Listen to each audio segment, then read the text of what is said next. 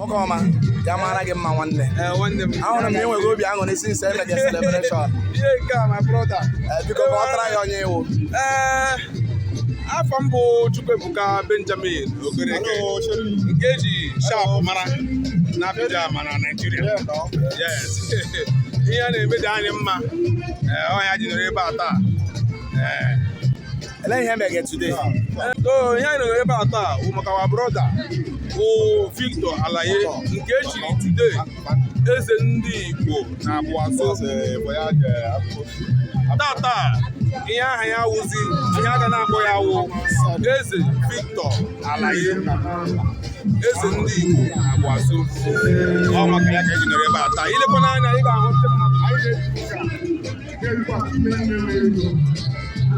anyị ga-ahụ ndị mmadụ everywhere, ndị Igbo ma ndị si Nigeria, ndị si Thailand, ndị si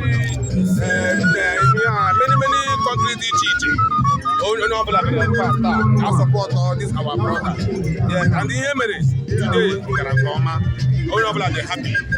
Yes. Ya mara gị mma nwanne m, ahụrụ m na ị nọkwa na business of fashion. Adịla anya ị ga-ahụ na enwere ihe a na-eyi eyi. Ndị Igbo na-agba mbọ.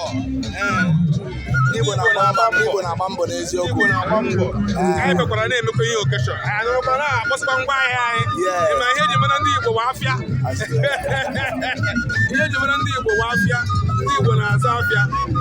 So anyị na-emekwa oriri anyị. Anyị na-emekwa nke a. Ile anyị ga-ahụ na ọwa ezigbo ya. Ihe a na-ere dị mma. Ihe a na-ere dị mma. Aga m adọrọpụkwa nọmba m leta. Amaghị ya ọdara. Ị nwere ike ịkpọ the number here now so that when they want interest to reach you out. Mgbe na echi reach m out, my WhatsApp and direct line ga-awụ 0556879296. Akpọ ya ọzọ 0556879296. And ọ bụrụ na a chọrọ ịkpọ gị from outside the country, ka ihe a ga-ada +225. Ngwa ahịa m buru ibu ịbịakwa gị bịa lee na tupu